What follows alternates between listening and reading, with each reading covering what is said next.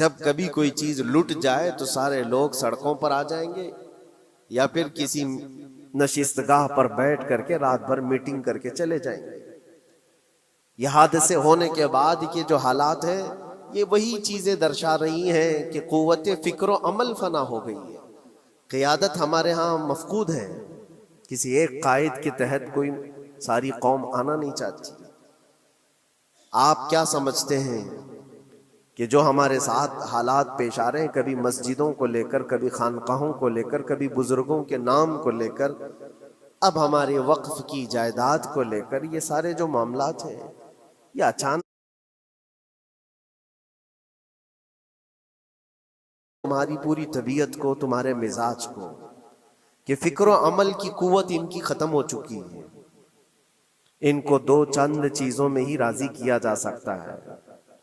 دنیا یہ سمجھ رہی ہے، جس کی وجہ سے کھلواڑ پر کھلواڑ ہوتے چلے جا رہے ہیں، اور ان کو یہ بھی پتہ ہے کہ یہ کچھ نہ کر سکیں گے۔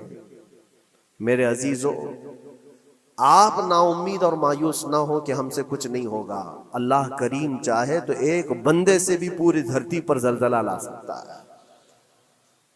اللہ کریم کی ذات پر یقین اور توکل رکھو۔ سرکار غریب نواز ہندوستان آئے تھے تو بہت بڑی فوج لے کر نہیں آئے تھے، اللہ کی ذات پر بھروسہ کر کے آئے تھے، اور 90 لاکھ لوگوں کے دلوں میں چراغ اسلام جلا دیا تھا۔ وہ یقین اور توکل کے ساتھ آئے تھے۔ آج لوگوں کے دلوں کے اندر جو مایوسی اور نا امیدی ڈالی جا رہی ہے کہ کچھ ہوگا نہیں، ابھی کچھ کرنے سے کچھ نہیں ہوگا، یہ نا امیدی اور مایوسی تمہاری طبیعت میں کیوں آئی؟ کیا تمہارا رب تبارک و تعالیٰ کی ذات پر یقین کمزور ہو گیا؟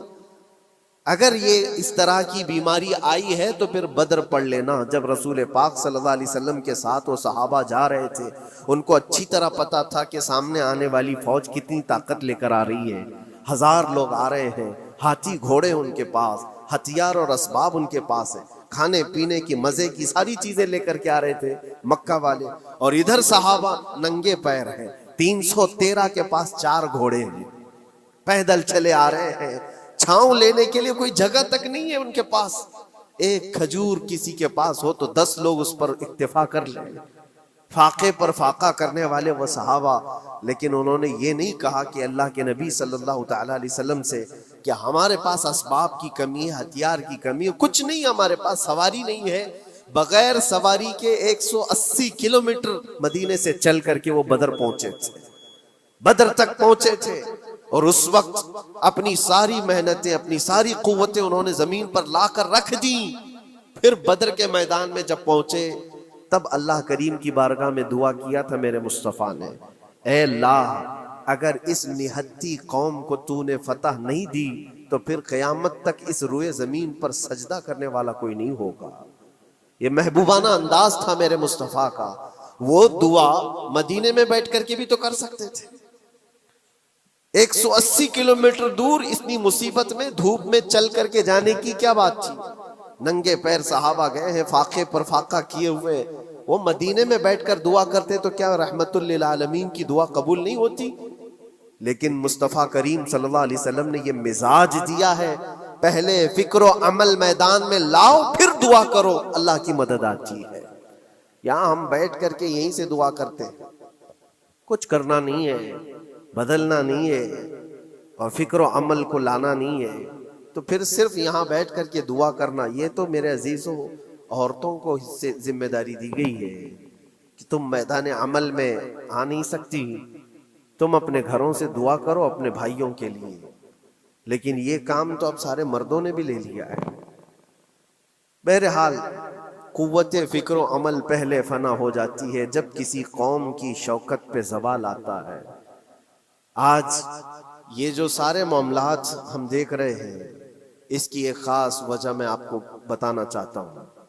آج سے تقریباً 8-9 سال پہلے میرا ایک بیان بھی ریکارڈ موجود ہے، کافی دنوں تک وہ چلتا رہا، میری اپنی بات نہیں تھی۔ سراج الامہ امام غزالی رحمۃ اللہ تعالی علیہ، انہوں نے لکھا تھا کہ امت پر اگر ایک ایسا وقت آ جائے جب ان کے سامنے ان کے نبی کو گالیاں دی جا رہی ہیں، اور امت کچھ نہ کرے تو پھر وہ انتظار کرے کہ عنقریب وہ وقت بھی ان کے اوپر آنے والا ہے جب ان کی ماؤں بیٹیوں اور سب عزتوں کو بازار میں نیلام کیا جائے گا اور یہ کچھ نہیں کر سکے. وہ دن آ جائیں گے. بیسک وجہ وہاں سے شروع ہوئی کہ لوگ اپنے عیش و عشرت میں کچھ کمی نہ کر سکے. بارگاہ مصطفیٰ صلی اللہ علیہ وسلم کی گستاخیاں کھلے عام ہوتی رہیں اور اس پر ہم لوگ جس طرح کے حالات دیکھتے رہے. بہت سارے لوگ تو مجھ کو یہ کہتے تھے، مجھ سے یہ کہتے تھے کیا ضرورت ہے آپ کو بولنے کی، حالات دیکھ نہیں رہے آپ؟ ظالمو، تم کو اگر کوئی چھوٹی سی ماں کی گالی دے دے تو تم بپھر جاتے ہو اور اس کے اوپر آسمان توڑنے کی بات کرتے ہو. اور ہم اپنے نبی پاک صلی اللہ علیہ وسلم سے کروڑوں ماؤں سے زیادہ محبت کرتے ہیں.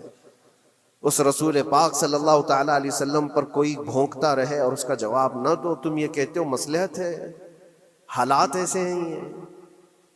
تو پھر اپنا یہ لباس بدل دینا چاہیے، اپنا نام بدل دینا چاہیے. پھر اس دائرہ اسلام میں رہ کر کے مطلب کیا ہے؟ اسی لیے اقبال نے 100 سال پہلے ایک مزاج دیا تھا، ایمان ہے کیا چیز، اسلام ہے کیا چیز. تم کیا سمجھتے ہو داڑھی ٹوپی اور جبے کبے کا نام اسلام ہے؟ اسلام کیا ہے؟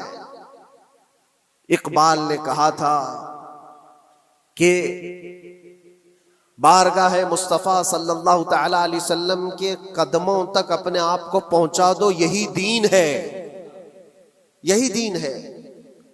گر بہو نہ رسیدی تمام بو لہبیست، اور اگر تم وہاں تک نہیں پہنچ سکے تو زندگی ابو لہب کی طرح. دین یہ ہے، آبرو ماں زنام مصطفیٰ است. ہم سب کی عزت و آبرو حضور کے نام سے جڑی ہوئی ہے، ان کے نام سے جڑی ہوئی ہے ہماری عزت و آبرو. اور تم اس نام کی حفاظت نہیں کر سکو گے تو آگے یہ سب چیزیں آنے والی ہیں جو آ رہی ہیں. آج لوگ آج واویلا مچا رہے ہیں. یہ بات یاد رکھنا، شیطان کبھی فجر کی نماز کے لیے اٹھا نہیں سکتا، اور اگر اٹھا رہا ہے تو پھر اس کا کوئی مقصد ہے. شیطان اور نماز، آج سکتہ ان کے پاس ہے، طاقت ان کے پاس ہے، حکومت ان کے پاس ہے، ڈپارٹمنٹ ان کے پاس ہے، سب کچھ، جوڈیشری، ہر چیز ان کے پاس ہو. وہ کیا کر رہے ہیں اس سے مجھے مطلب نہیں. میں آپ سے یہ پوچھنا چاہتا ہوں، مجھے رہزنوں سے غرض نہیں، تیری رہبری کا سوال ہے. تم خیر امت ہو، رسول پاک کی امت میں ہو. تمہاری بھومکا جس کو کہا جاتا ہے، تمہاری یہاں پر زندگی کے معاملات یہ بہت زیادہ اہمیت کے حامل ہیں. تم کیسے بن سکتے ہو آج؟ اسی لیے قرآن پاک کی آیت میں نے شروع میں تلاوت کی. رب ذوالجلال فرماتا ہے ان اللہ لا یغیر ما بقوم حتی یغیروا ما بانفسہم. بے شک اللہ تعالیٰ اس وقت تک کسی قوم کی حالت نہیں بدلتا جب تک وہ قوم خود اپنی حالت بدلنے کی کوشش نہیں کرتی.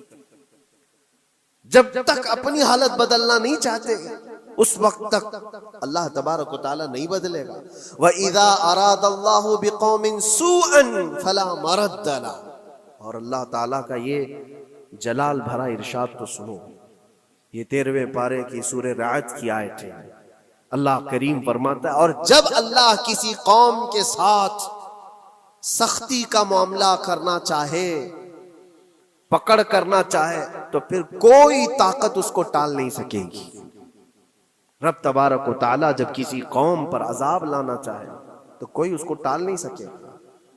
تو بدلو. اسی لیے اکثر یہ کہا جاتا، میں تو اپنی تقریروں میں جو چند مجھے چیزیں یاد رہتی ہیں وہ عرض کیے دیتا ہوں.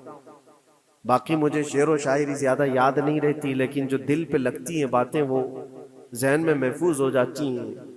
کسی شاعر نے کہا تھا جگہ جگہ کے تھک چکے ہیں تمہیں یہ ہنگامے، نشاط لذت خواب گراں بدل ڈالو.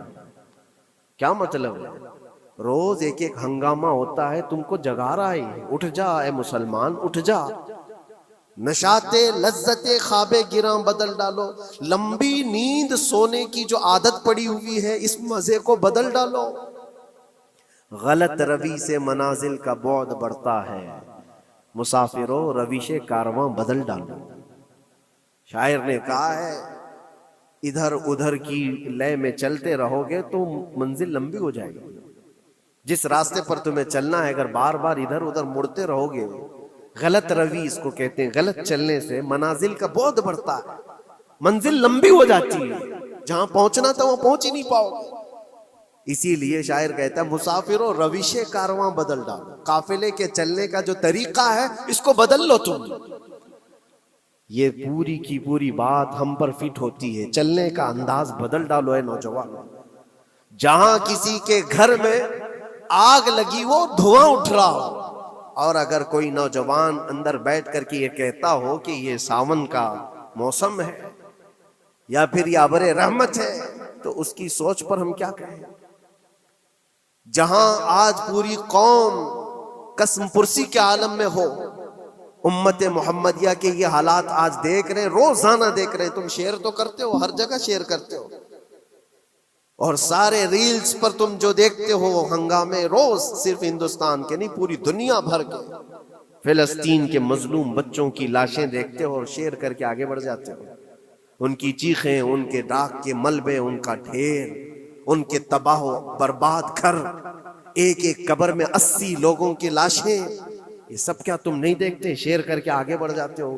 یہی تو ہنگامے ہیں جو تمہیں دھگا رہے ہیں، جگہ جگہ کے تھک چکے ہیں تمہیں یہ ہنگامے خود ہی تھک گئے، یہ اٹھتا نہیں ہے۔ ایک دور وہ تھا 100 سال پہلے کا، جب یہاں پر موجود انگریز اس قوم کو دیکھ کر یہ کہنے پر مجبور ہو گیا تھا، یہ فاقہ کش موت سے ڈرتا نہیں، ذرا بھوکیوں پر بھوکا رہتا ہے لیکن موت سے ڈرتا نہیں۔ روح محمدی اس کے بدن سے نکال دو، روح محمدی ان کے بدن میں تھی، انگریز تھر تھراتے تھے۔ اس قوم کا کوئی جواب ہی نہیں ہے۔ سب سے زیادہ اگر کسی چیز سے ڈرایا جا سکتا ہے تو موت سے، اور یہ قوم ایسی ہے کفن تو اپنے کندھے پر لے کر گھومتی ہے، جہاں موت آ جائے سو جائے۔ یہ فاقہ کش موت سے ڈرتا نہیں ذرا، روح محمدی اس کے بدن سے نکال دو۔ یہ کس کی بات تھی؟ یہ انگریزوں کی بات تھی۔ اور آج حالات بدل گئے ہیں، سارا کا سارا زمانہ تم پر آج بھوکے بھیڑیا کی طرح جھپٹ پڑا ہوا ہے۔ اور ان حالات میں آپ سے سوال کرتا ہوں، ایک طرف تیز آندھیاں چل رہی ہیں، ایک طرف گھر کے اندر آگ لگی ہوئی، ایک طرف بھوک اور پیاس کی شدت ستا رہی ہے، ایک طرف تمہارے بھائی بہنوں کی بیماریاں ستا رہی ہیں۔